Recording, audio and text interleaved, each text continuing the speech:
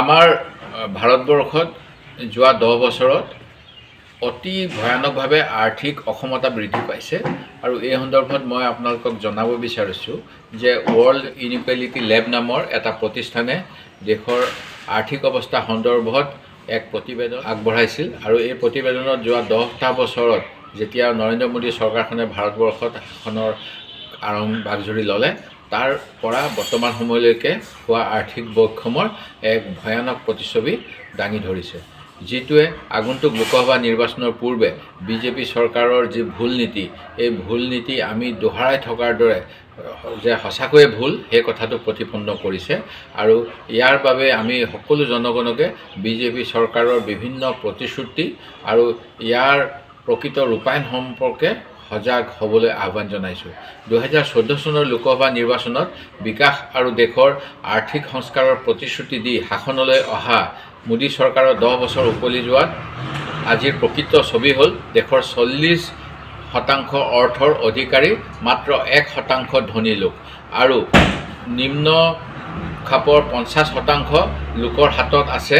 মাত্ৰ 6.5% সম্পদ ব্ৰিটিছ আমূলতো আমাৰ দেশত এনে ধৰণৰ আৰ্থিক বৈষম্য হোৱা বুলি কোনো ধৰণৰ তথ্য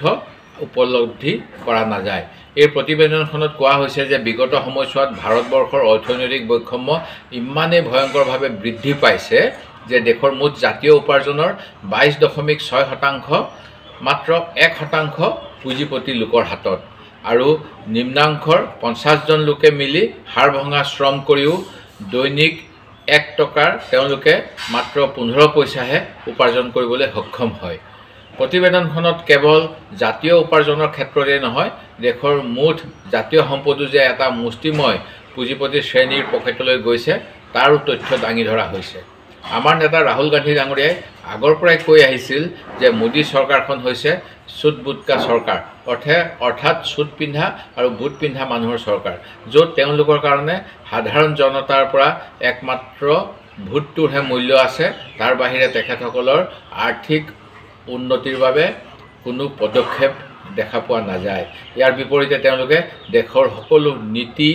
আইন উদ্যোগপতিসকলৰ বাবেহে তৈয়াৰ কৰি আহিছে যাৰ প্ৰমাণ শেহতীয়াকৈ প্ৰকাশিত এই প্ৰতিবেদনখনত পোৱা গৈছে আমি জানো যে সোণ বা ৰূপ কিনিবলৈ গ'লে GST লাগে 3% কিন্তু কিতাপ অথবা পেন্সিল কিনিবলৈ গ'লে GST লাগে 18% এই প্ৰতিবেদনখনৰ পৰা আন এটা ভয়ংকৰ তথ্য প্ৰকাশ পাইছে